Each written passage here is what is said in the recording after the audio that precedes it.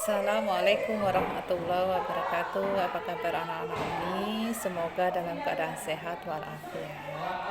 Oke, untuk hari ini Rabu untuk pembelajaran tematik ini akan membahas materi tentang pembelajaran ketiga subtema yang ketiga, ayo menjadi pemimpin. Ya, pada halaman 92. Jadi langsung kalian buka untuk pembelajaran ketiga halaman 92, mengidentifikasi informasi penting dan menyusun teks pidato. Nah, untuk pidato ini Umi rasa sudah cukup jelas, jadi tidak Umi jelaskan lagi. Yang penting kalian tahu unsur-unsurnya dan bisa membuat pidato dan apa yang harus kalian lakukan apabila mendengar pidato, dan itu pun sudah Umi kasih evaluasi. Nah, untuk hari ini langsung kalian buka halaman 95, menjelaskan peran Indonesia dalam kerjasama ASEAN di bidang pendidikan. Jadi kerjasama negara Indonesia dalam organisasi ASEAN di bidang pendidikan. Budaya sudah, ekonomi sudah, ya. Sekarang dalam ekonomi sudah, sekarang langsung ke pendidikan. Nilai-nilai dan perilaku gotong royong juga dimiliki oleh semua masyarakat negara-negara anggota ASEAN. Setiap negara memiliki kualitas sumber daya manusia yang berbeda. Kondisi ini mendorong negara-negara di ASEAN bekerja sama dalam berbagai bidang, salah satunya dalam bidang pendidikan. Kerjasama tersebut bertujuan untuk meningkatkan kualitas sumber daya manusia melalui pendidikan. Jadi meningkatkan kualitas sumber daya manusia dalam bidang pendidikannya. Nah, dalam bidang pendidikan antar negara Asia Tenggara dimulai dengan pembentukan organisasi Menteri-Menteri Pendidikan Asia Tenggara yang disingkat dengan SEAMEO pada tanggal 30 November 1965, ya.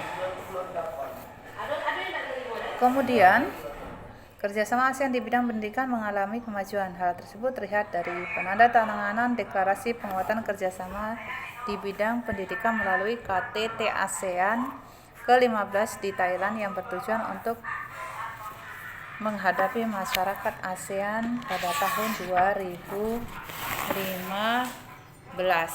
Negara-negara ASEAN yang harus memperbaiki kualitas pendidikan dan meningkatkan kualitas pendidikan tenaga, khususnya tenaga pengajarnya, ya, atau guru-gurunya. Contoh peran Indonesia dalam bidang pendidikan: 1. Menetapkan kurikulum pendidikan. 2. Melakukan pertukaran pelajar. 3. Membentuk kelompok peneliti dengan negara lain, ya, untuk pembelajaran ketiga. Langsung kepada pembelajaran yang keempat, halaman 99, penerapan nilai-nilai Pancasila dalam kepemimpinan. Yang bisa kita terapkan sikap kita adalah apabila kita menjadi seorang pemimpin. Pertama, toleransi, sikap saling menghormati dan menghargai antar kelompok dan antar individu. Empati, rela berkorban, tanggung jawab dan adil, ya. Kemudian langsung pada pembelajaran yang ke-5, menjelaskan nilai-nilai yang terkandung dalam sila yang ke-5, ya. Dalam sila ke-5, keadilan sosial bagi seluruh rakyat Indonesia selain mengandung makna bahwa keadilan sosial merupakan milik seluruh rakyat Indonesia, ya. Apa yang bisa kita terapkan? Yang pertama, mengembangkan perbuatan luhur yang mencerminkan sikap dewasa dan suasana kekeluargaan dan gotong royong. Mengembangkan sikap adil terhadap sesama. Ketiga, menjaga keseimbangan antara hak dan kewajiban. Jadi antara hak dan kewajiban itu harus seimbang, tidak boleh berat sebelah. Keempat, menghormati hak orang lain karena setiap orang itu memiliki hak yang sama. 6, tidak bersifat boros dan bergaya hidup mewah. Yang ketujuh, tidak menggunakan hak untuk hal-hal yang bertentangan dengan kepentingan umum. Kedelapan, bekerja keras. Jangan bermalas-malasan. Kemudian yang kesembilan, menghargai hasil karya orang lain yang bermanfaat bagi kemajuan dan kesejahteraan bersama.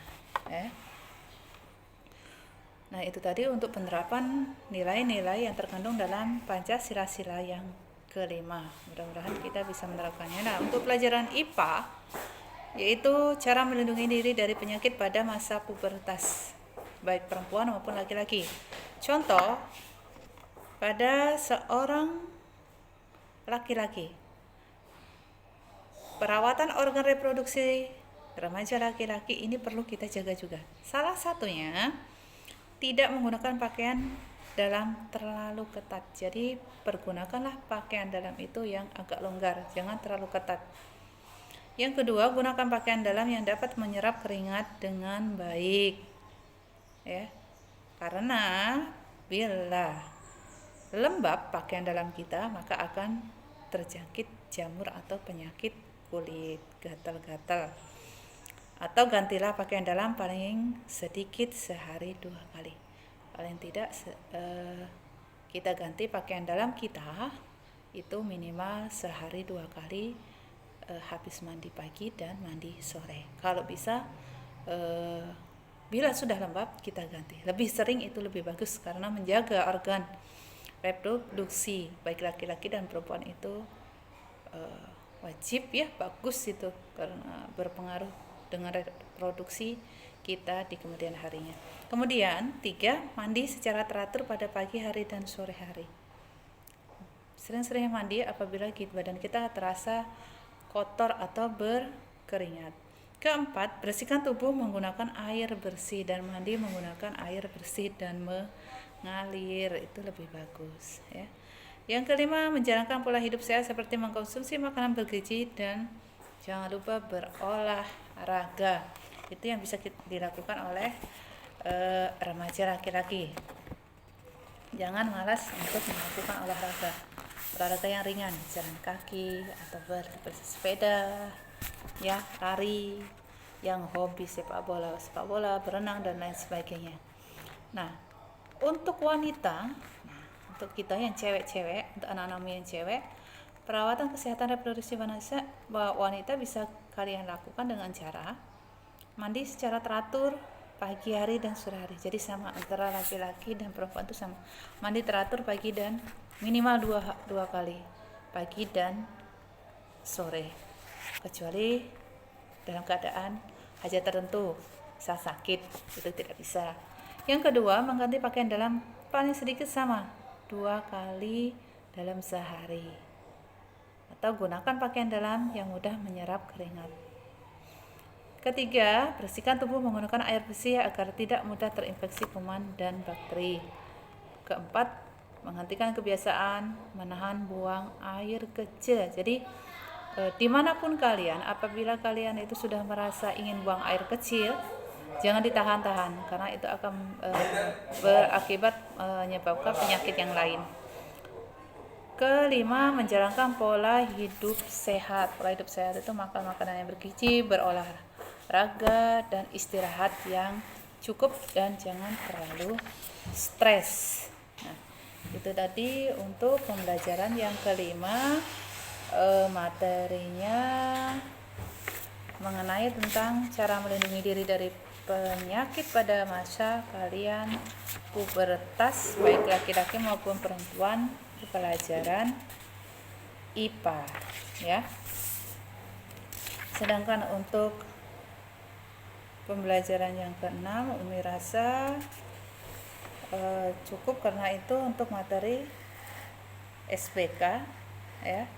Jadi untuk hari ini Umi memberikan video materi mengenai tentang tema ke-6 kepemimpinan Tema yang ketiga, ayam jadi pemimpin, sudah selesai.